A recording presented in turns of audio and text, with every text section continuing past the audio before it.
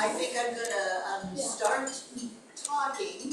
Feel free to carry on eating, and as billed, we're talking about matters of life and death, and Dee provided us soup and bread to die. Delicious. Well done, Dee. Thank you. Thank you. There is more, so please help yourself. So tonight, Vivi and I are going to share the spotlight talking about advance directives, wills, and trusts. So we've sort of divided things in half. There'll be time for some questions after each portion, or at the end if there's some that overlap. However it works out, we're game. So let's start talking about matters of life and death. It was Benjamin Franklin who spoke the immortal words, "In this world, nothing is certain except death and taxes." Now, I can't give you any help with your W-2s or itemizing deductions, but tonight I am going to talk about death. Most of my medical career before I retired was spent caring for seniors. So I had lots of experience talking with patients and families about death and plans for end-of-life medical care. How many of you have had a close friend or family member die within the past 5 years? Whoa, that is a lot of us. And how many of those folks died at home? Oh, it's the same person. And George before her. Okay. I think a lot of us sort of wish for our mental image of a Walton's kind of death. With grandpa lying under the homemade quilt, holding the hand of his wife of 60 years, the children and grandchildren arranged at the foot of the bed. But the reality is, about 85% of Americans will die in the hospital. Usually in the ICU, surrounded by beeping machines, fluorescent lights, and antiseptic smells. Tonight we'll talk about advance directives, or options to guide the medical treatment that you receive at the end of life, whether you wish to be in a facility at that time or in your own home. Despite increasing awareness of advance directives, a recent survey found that 1/3 of Americans have never talked about that issue with their medical care provider.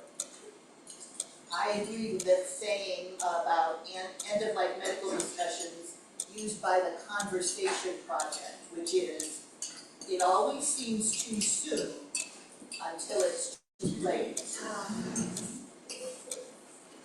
And here's a too late.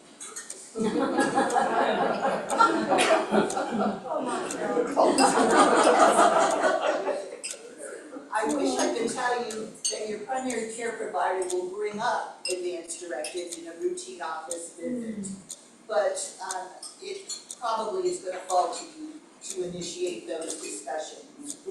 And if you don't discuss this ahead of time, the default medical approach tends to be, we have the latest technology and treatments, so we use the latest technology and treatments because we doctors are trained to cure. In addition, I think there are changes in the doctor-patient relationship that are a part of the end-of-life care issue. Instead of having one family doctor who delivered you and saw you through your growing years and took care of you all your life, most of us see multiple medical specialists. In my geriatrics office, I used to display a sign that said, "You know you are getting older when the names in your little black book end in MD." And most of us who are senior citizens have a pretty thick little black book these days. Planning for end-of-life medical care can be triggered if someone in the family becomes ill or dies. Sometimes major life events, retirement, or a big move hospitalization, a new serious diagnosis, or even a Lenten series at your church. Tonight we're going to talk about 2 ways that you can set out your wishes about end-of-life medical care ahead of time, before a crisis arrives. Which details what type of treatment you would or would not want under certain conditions. And the medical power of attorney, which names a person to be your substitute decision maker. You may also see an advanced directive form in Colorado that's called a MOST form, which some of you recognize that term. It stands for Medical Orders for Scope of Treatment. Is it always lime green? Because every. It often is. Yeah, it was so funny because I noticed every time I got one, it was lime green. Why they chose that color, I It's don't. really obvious when you're looking through your files to find it. Yep, that's true. Yep. That's the one option for medical directives that has to be completed by medical personnel. But the purpose is the same. It's to direct medical care at the end of life. So each of these written options provides direction for a time when you may no longer be able to verbalize your wishes or your healthcare choices. But my biggest takeaway for all of you from tonight is more important than any of these forms is conversation. Conversation with your family, conversation with your medical providers. That's the key to good medical care at the end of life. We'll talk first about a living will, a document that anticipates medical issues at the end of life and indicates your preference either to utilize or decline them. And this information is really not just important for your medical care providers, but also for your loved ones. During my career, I've had many painful discussions with family members who are anguishing over decisions to accept or forego medical treatments for a loved one who hadn't left any advance indication of their priorities or their wishes.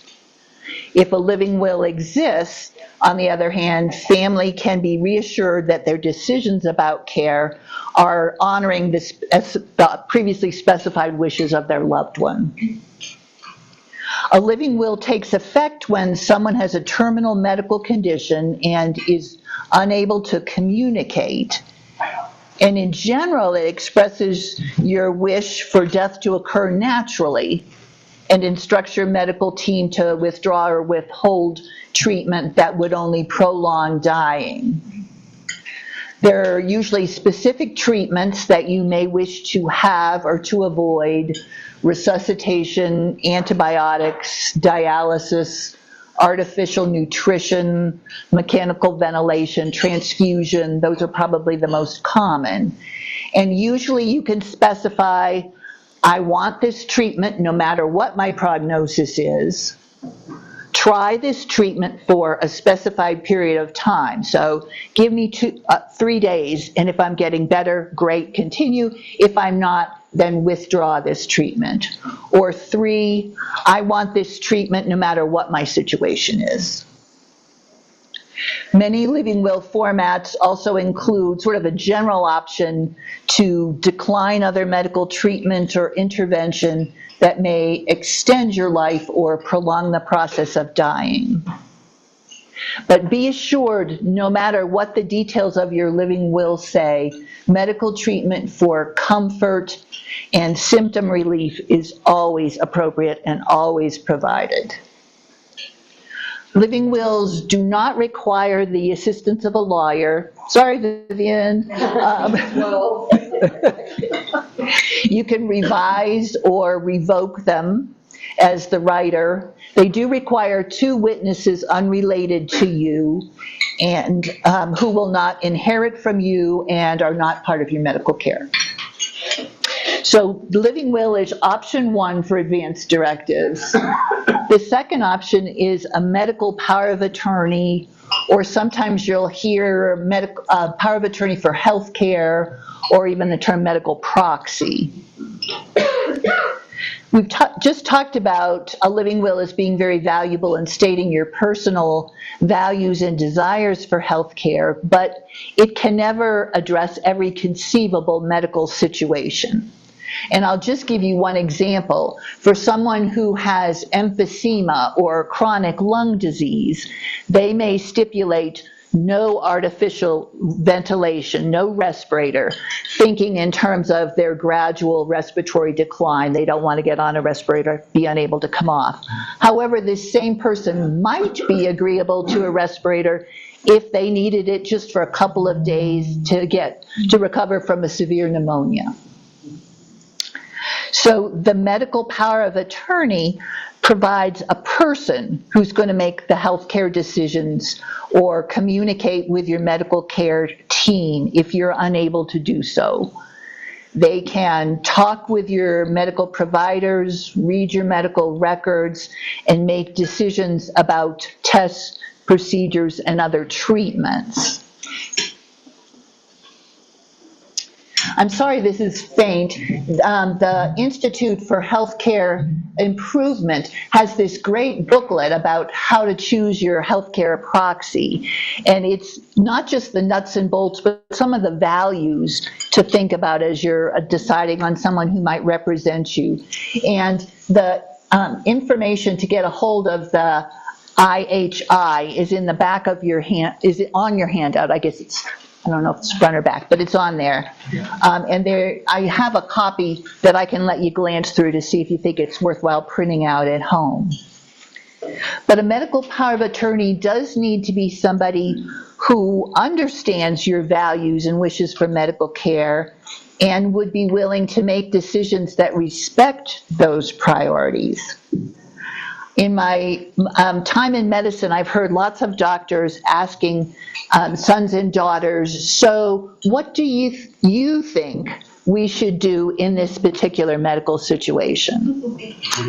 And my take was that I tried to reframe that and say, our job here today is to figure out what your parent would have wanted done for him or her if they were able to express their wishes. A medical power of attorney is often a spouse or child, but not always. It could be a close friend, a pastoral figure. And again, you have to nominate somebody for this job who knows your values and will honor your wishes. I had a lady tell me, you know, my son would continue aggressive treatment even if it was clear I was not going to recover. And I've told him time and time again, that's not what I want. But I have a daughter who gets it. She knows that what I want towards the end of life is comfort. So clearly the daughter is the one who can best represent this person's wishes. After appointing someone as your medical power of attorney, it's good to tell the family. And I found this discussion line that I kind of liked about how do you tell the brother or sister that you don't choose? And the line was, I want you to be able to focus fully on our time together rather than on healthcare decisions that might cause you stress. How's that for tact? I loved it. So we've talked a little bit about who your medical power of attorney can be. Let me just tell you a quick word about who cannot be your medical power of attorney. So nobody who's part of your health care team. If you resided at a healthcare facility, no one who works there can be your medical power of attorney. And remember, even after you sign the medical power of attorney forms, you can still make your healthcare decisions as long as you're able to do so. Once you've chosen your medical power of attorney, how can you clarify your medical preferences for them? First, I think you need to get good medical info on your situation. And all too often, asking your primary care provider for this results in statements like, the inciting event was probably a thromboembolism leading to hypotension and uremia resulting in AKI. I suggest placement of a PICC line in the left antecubital through which we can infuse a third-generation cephalosporin. Right.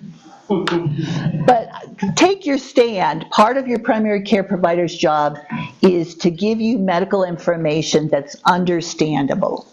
So ask them to translate the medicalese. And the second handout I gave you all is tips on how to talk to your doctor about your care. And I'm saddened that this might be a helpful thing, but the truth is, I think that sometimes you need some assistance in that. If you're getting a diagnosis of a new serious illness or choosing treatments, think about taking your medical power of attorney with you to the doctor's office to help you in hearing the information, hearing the treatment options, and choosing. There are a few other questions that are sort of bigger picture questions that might help you flesh out what your medical priorities would be at the end of life. So are you always somebody who wants to know all the minutia, all the details about something, or are you a big picture kind of gal? Are there specific upcoming life events that you want to be there for? A wedding in the family, somebody's high school graduation? Is being without pain at the end of life the most important thing to you, even if the medicines make you a little sedated? Or are you somebody who would really rather be completely alert, even if it means you're experiencing some pain? Do you want to be home at the end of life? Or would you feel more secure in a facility where there are medical personnel around the clock? There are lots of options to get a medical power of attorney form. Vivian found some that I think are really excellent forms for both living will and medical power of attorney. Those are in your handouts. I think those are, they're on the back table. Oh, sorry, okay. Those up later. Okay. And then these are some websites or locations to find other options. There are roughly a bazillion forms of both these documents. And the medical power of attorney forms, like living wills, need 2 witnesses, need to be notarized, can be voided if your wishes change. Be sure once you complete this document that the person who's going to represent you has a copy. Your primary care provider, here in our location, the hospital likes to have a copy, and some of your medical specialists. I mean, your dermatologist probably doesn't really care what you think about artificial nutrition, but your cardiologist is going to care a lot about that sort of thing. And this is a form that I would not keep only in your safety deposit box. When the emergency happens and you're calling 911, you or they need to be able to get a hold of this document to guide your care.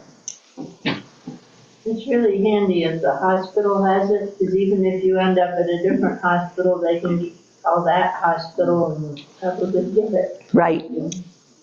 Yep. Whereas if you have to drive 4 hours and you aren't ready to do that right then, and they need it that day, and you're like, well, I'm not going there now. Yeah, right, right. So it is a wonderful backup, thanks. That's a good point. Medical power of attorney, I mean, that's not a normal, you don't do it when you're in good health, or do you? I mean, you can, I know, but I mean, it seems like it, things, examples and stuff, it's kind of like after you get a diagnosis of something, or, I mean, I know you should have, have something in place, but. And I think it's probably used most often when there's a critical illness, which sounds like sort of what you're asking.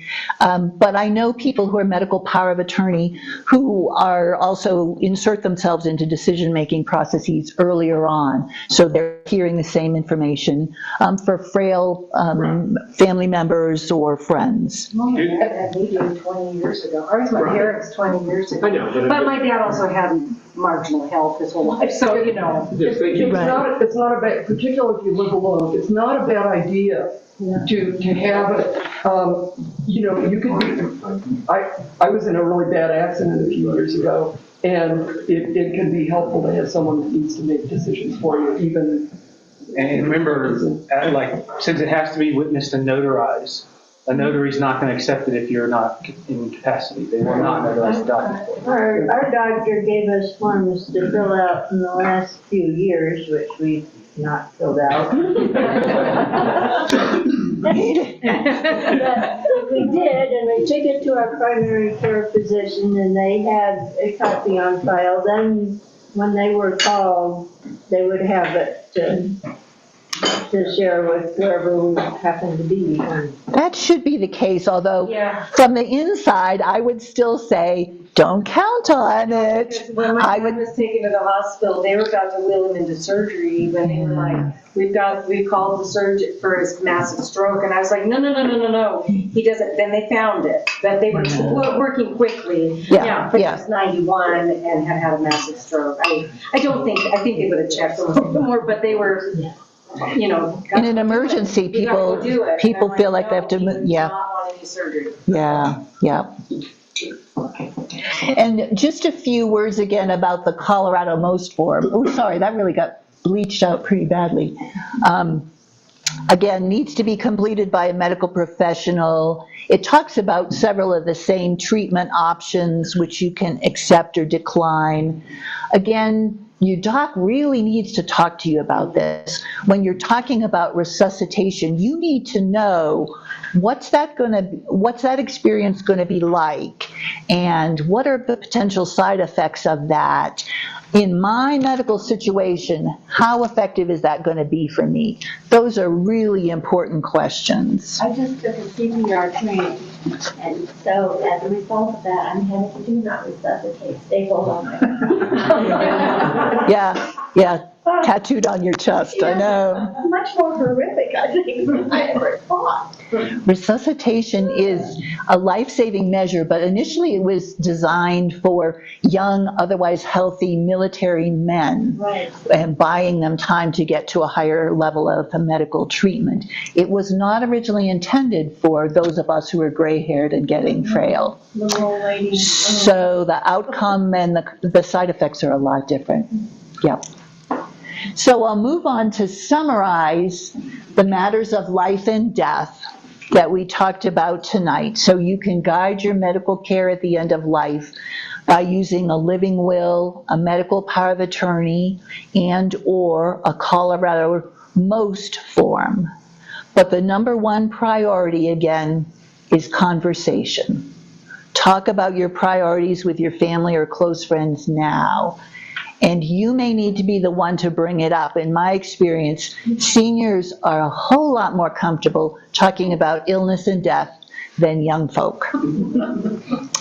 And I brought some items that relate to end-of-life medical care to show you and to tell you about. I don't think this is on that. There's a rap that you can get as a YouTube video by ZDoggMD. I was just going to ask about, I'm sure I want to go to a doctor named Z-Dog. Ain't the way to die is what he calls it. And it goes by pretty quickly. Phil and I watched it together the other night. It's really good. But it is really a good presentation about what it's like to be resuscitated and what it's like in an ICU. So I would encourage you, if you're at all interested, take a look. And then there are two books over here that I was going to show you. Sadly, I can't tell you to go to the bookshop and get them anymore, but Being Mortal by Atul Gawande probably. And there's also a PB on Frontline. They did a whole thing called Being Mortal. It's really good. You can get it just online. Oh, great. They did it on PBS. Yep. Really good. He's a surgeon, but came to recognize the importance of discussing end-of-life care and how we probably are missing the mark. This book, Finishing Well to the Glory of God, is the perspective of a Christian physician on end-of-life issues. And I found this really good reading. 5 Wishes, I have a couple of copies. This is all I could get. But this is another means by which you can talk about what your priorities are for end-of-life care. And then lastly, I have decks of cards This is real, I think it's tremendously creative. These are called Go Wish cards. There are 36 of them in here. And they talk about priorities at the end of life. So to be able to talk about what death means, to meet with a clergy or a chaplain, etc. 36 of them. So you lay them out in 3 piles. This is really important to me. This is sort of important. And this is not important at all. And then you take the most important category, pick out the top 10, and arrange them in order 1 to 10. And then they suggest that at that point, you can talk with your family, let them know these are my priorities and why. And then there's a wild card in there. So if the most important thing to you when you're at end of life is to go whitewater rafting, then that's this.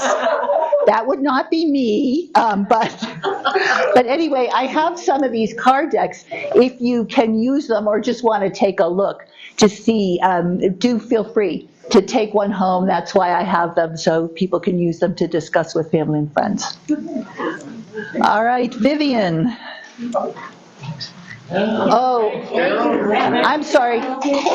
My techno advisor said that for payment, I had to allow him to insert one slide at the end of the presentation. So let me give you a background. This is a group of religious experts that will be coming to your house in March to find out whether or not you followed through in design major advanced directives. Scariest thing I've ever seen. Yes, yes. Thank you, Phil. Just carry on. Ain't no way to die. Or ain't the way to die. Sorry, Allison. On the first page on the bottom of the address. Z-Dog. Z-Dog MD. Oh, here. But fasten your seatbelt, Alice. It goes by fast. I just wanted to say regarding Carol's remarks, I really like the medical POA forms, and I've held that for a cousin of mine for 5 years now. She's still living and good for a number of years, but I go with her to her medical appointments, and I don't have to, I'll sometimes fill out a HIPAA form, but I have the authority to get the information for her and to talk to the doctors. And some of you who have living parents, often folks should have someone going with them to doctor's appointments, or should have someone talking independently to the doctor, because they can't remember really, the information is hard to digest, or they have a hard time telling the doctor what's important. Right. I got one for my mom. I had been taking her to medical appointments, and she would have all these complaints that she'd tell me, and then I'd take her, leave her, go have coffee, come pick her up, and she'd get in the car, and I'd say, so did you, and she goes, oh, no, I forgot to tell him that, or whatever, so she wasn't getting any. I told him I was fine. She said, I told him I was fine, and I'm like, oh my God, for 2 months you've been saying you have this problem. So it really was hard, so I started going to moms, and plus I can call and say, she's having problems with this medicine. It's been a godsend being a POA for her, I mean, medical power. Yeah, so anyway, I like it a lot. I'm going to talk just very briefly about wills. How many of you already have a will in place? Yeah, okay. Most of you. Yeah. So there are a lot of them online that are really good, and I included one in the material. That one is very simple, and almost all of them start out in a pretty similar manner. They will have you name the executor, or in Colorado, it's called a personal representative. And then it will go on to say that that personal representative shall pay all of your debts, and et cetera, and obligations. And then some of them will have you, if you want some, it would be common to make some bequests of maybe a straight dollar amount to certain members of the family. And then the will that I included in there is one way of doing it. It had you name which person got which type of assets. So my cousin Johnny will get my car, and my sister will get my bank accounts, blah, blah, blah. That's one way to do it. Another way to do it is say that after the debts have been paid, what's left is called the residuary or residual estate, and it will say, okay, I've got two brothers and a sister. Each one of them is going to get 1/3, or you can leave it to an organization. So there are differences in how you can leave gifts to other people, and you just have to figure out what suits you best and your family.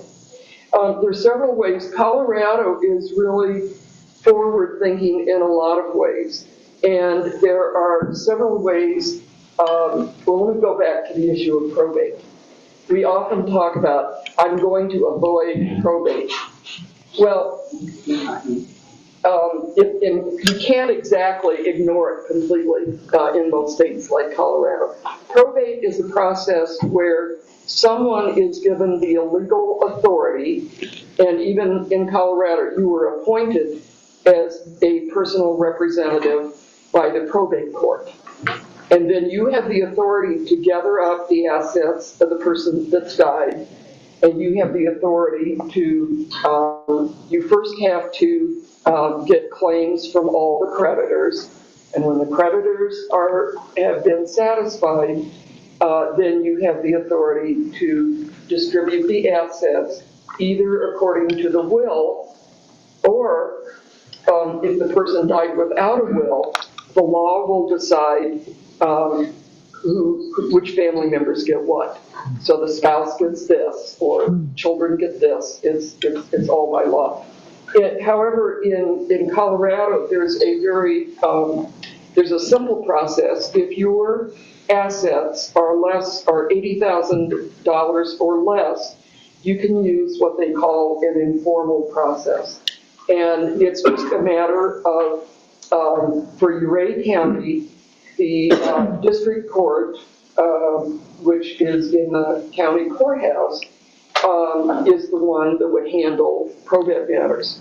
And if you're doing one of these simple informal proceedings, you trot up to them, and there's a form that you fill out to get named as the personal representative. And then there's some documents. You can exchange the documents back and forth more or less with the clerk, and you don't have to have a hearing. It's just truly much simpler.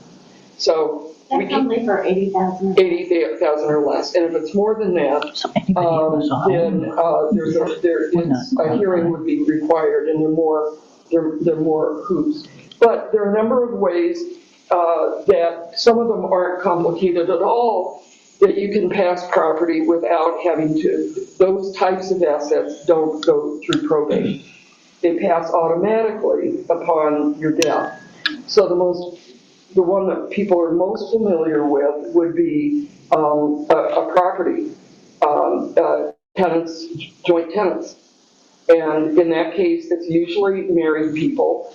But when the first one dies, then the other one automatically inherits the property, and that doesn't go through probate, even the simple kind. And there's some other types, particularly in Colorado, that you can use. You can register your car so that it's transferable upon death, and that doesn't have to go through probate. With real property, if there's someone that you don't want to, there is a, let's see what you call it. It's called, where are you? It's basically a transfer upon death deed. And so in that case, when I first saw that, I said, well, why wouldn't you just be a joint tenant? Why do that? Well, it's because maybe you don't want to give someone some control or ownership of that property during your lifetime. Right? If you do the transferable upon death, then I might change my mind next year. From now. Whereas, and if they're on the deed, then maybe we don't get along anymore, and I've got to have that person's consent to sell it. So it's one thing to think about, and it's apparently not very hard. And upon your death, that property goes to the person. They would produce a death certificate, and you don't have to go through probate. And there are a couple of other similar things like that. There are bank accounts that are payable upon death. And again, maybe you don't want that person having, you want to feel completely independent during your lifetime. Well, okay, so when I die, they get it. And that can be really handy too, because then there's some money available if there are expenses to be paid. If you have a mortgage or some other things like that, they have access to that money. So Vivian, would you go to your banker about that? Yeah, and apparently I meant to call this afternoon the 2 local banks. Some banks offer it and not all do. So I think it's worth a call. And I could do that as well. Question. If you have say an IRA or something, you have like a spouse is the 100% beneficiary, but then you have secondary beneficiaries. If both both died at the same time. Now, which one would supersede a will? If a will was more, which one would they go with?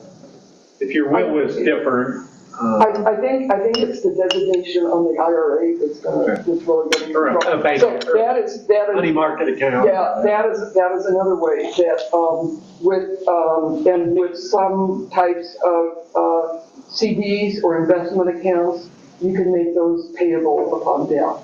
Right. And again, those all have a way of transferring without having to wait and without having to go through a So that's already program. assigned. That's already Designated. Same with life insurance is another way that we pass on money to people that survive us, and it doesn't have to go through a probate process.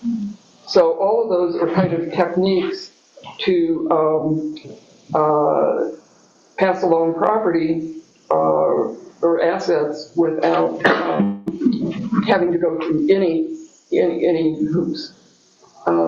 Yeah, Lorraine? Your executor, if it's not a husband or a partner or whatever, like a good friend, would need to know all this, all of your assets, that you, in the name of the company and all that. That's what we, last week, one of the handouts was the personal inventory. Yeah. And that's exactly the reason for that kind of thing. And again, even in the simple process for probate, you have to list the assets. They have a list, and you fill it out, and you have to provide some detail. And the representative has to provide a copy of I think the will is supposed to be provided within 10 days of death. So it's really handy to queue up the person who's going to be your personal representative and give them as much information. You don't want to scare them off, because then they say, I don't want to do this. Pick somebody else. Amy's great aunt had her uncle do it. She just kept giving away the same money to different people. She kept telling people that they Her were doing wills for, multiple wills. it was like this much money, and then the pot just kept going, here. Years and years and years. Because same amount of money she gave to a whole bunch of people. Now, Vivian, where do you keep, like for instance, we're actually getting our wills redone by our attorney right now. But like and we're gonna get it all laid out for Olivia so she knows where everything is. But where do you keep wills? Or, I mean, I know your lawyer has your will at their office and everything, but where do you suggest that wills be? I think the most, it's often recommended that you keep the original with the lawyer, but what I did on the copies that I made, I made copies and give to the executors, and then I put on it, the original is held here. Yeah, I have to let them know what lawyer has it, or Yeah, because the phone book, Yeah. trying to find out. So you could keep it in a safety deposit box, but then you have to tell your executor where the key is. Yeah. The important thing is just keep it in the original document as, the safest place you've got, but then with the copies, and tell people where it is. And be on good terms with the people that you are giving money to so they don't off you. You know, I watch a lot of, I watch a lot of true crime. I know. We're sitting here with our diabolical minds going, they're gonna get. But we'll have a showing of kind hearts and coronets. That's right. Yeah, Lorraine? Yeah, I have some money in New Zealand. And of course, if something were to happen, Rick pushed me off a cliff or something. It would be easier for my daughter there because, so should I be telling her all this or tell the bank there, go in person? I've done nothing about that. That's kind of far away. Yeah, and I don't know what their laws are like. I mean, if she's the one you wanted to give it to, and if they do something like payable upon death, that might be a way. But I think you need to. Yeah, I think you need to look into it a little more. Yeah. She's there. She could look into it a little bit more for you. But they may need me in person to sign. Yeah. Oh, you just want to go. You wanna go?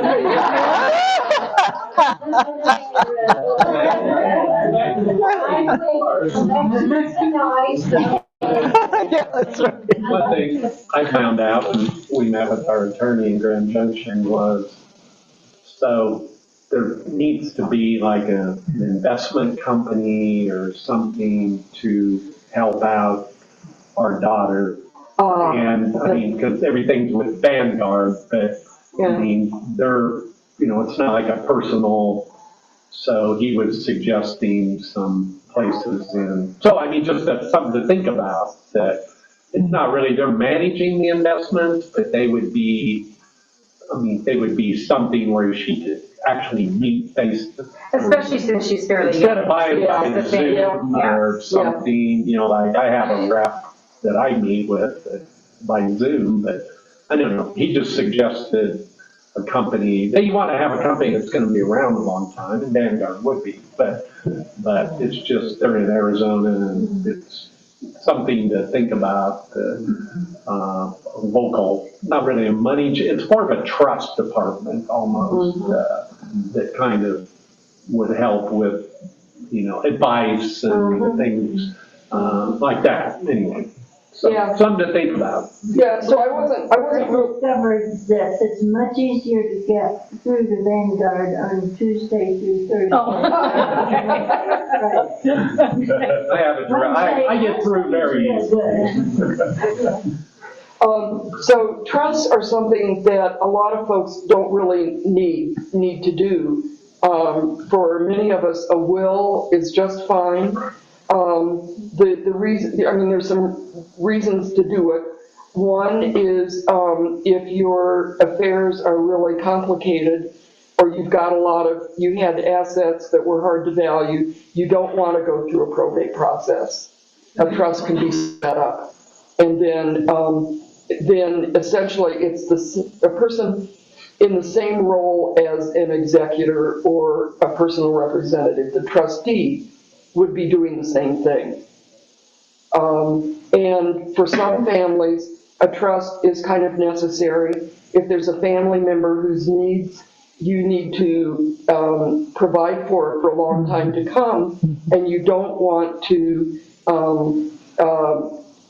hand that money over directly at death, then you can have a trust that goes into effect as of the date of death, and funds are there on a long-term basis. And well, this is our situation because of our beloved son over here, Charlie. Absolutely. So we have a rather more complicated situation. And the trusts that's what they're designed for, and some families will have provisions so the relative can take advantage of public assistance, Medicaid.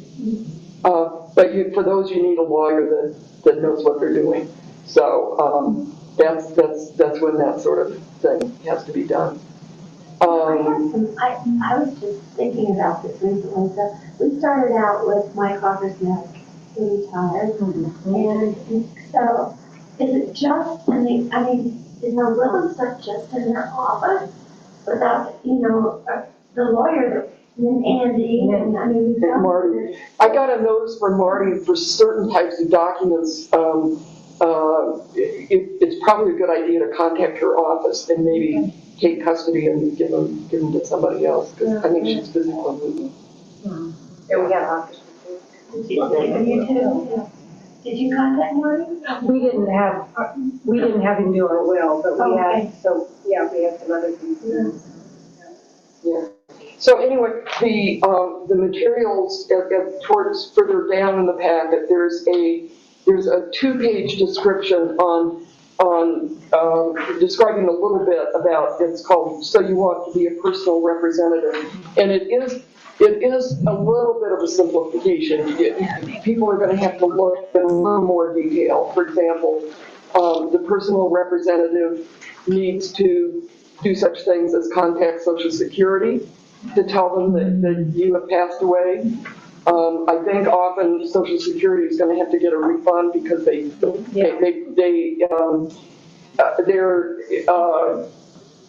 claim that if you die after the first of the month, they're gonna want that. So plan your death accordingly. I think. We'll catch yourself there. Exactly.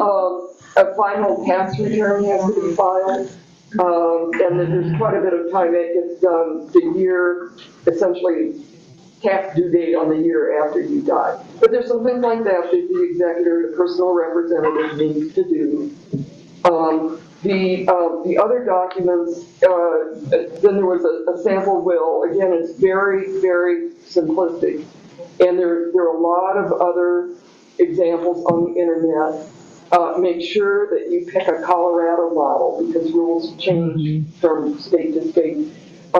Mark pointed out that some of the forms that are available on the internet are not, you don't have to retype everything, they're fillable. You fill them out on the computer and be done with it, and that helps a lot.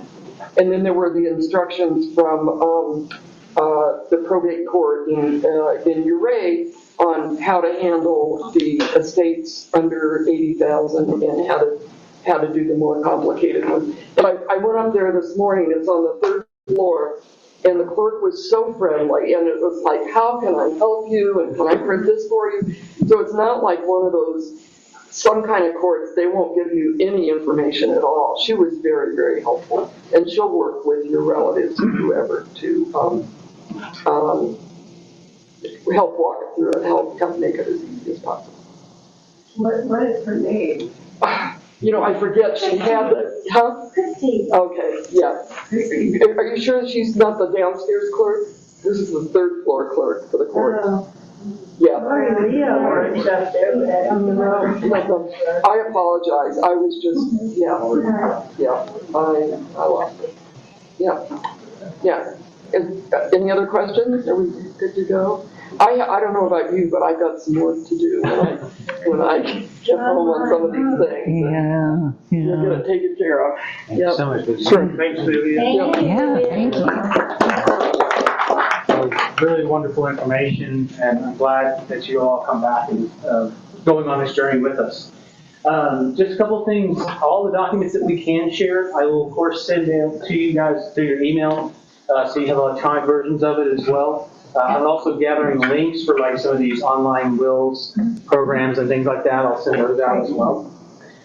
And just know, again, one of my main goals, one of my personal desires out of all this is I want everyone here to have a funeral plan. And we're done. In the plan. That's our homework. And I will take those, copy of those to keep in our files here at the church. We have a fire safe file cabinet. If, and I'm not saying it's a necessity, but if you desire to put a copy of your will in with those, we can keep those as well. And you're here another 40 years? Yes. You're going to be here for another 20. Vivian keeps trying to push me on that. 20 till I retire. So we're going to try to keep all this available for everyone. Everything that we can share, we absolutely will. And if there's anything that comes up that you're not keep seeing, hearing, or want to know about, we'll try to add that on and continue on. I'm hoping, I've got like a tentative agreement from Crippen to be with us next week. So we're hoping to have them come in and help present a little bit about the funeral business and how all that kind of goes, and to give you some more insight into what to think about and to plan for. And then after the week after that, we have Hope West coming in. So yeah, that'll be the week after that. Will be Hope West coming in to talk about hospice and those topics. So again, thank you all for coming. Thank you so much for soup tonight. Oh my God. Yes. Katie. Woo. Yes. Wonderful. Delicious. Thank you very much. Y'all have a wonderful night.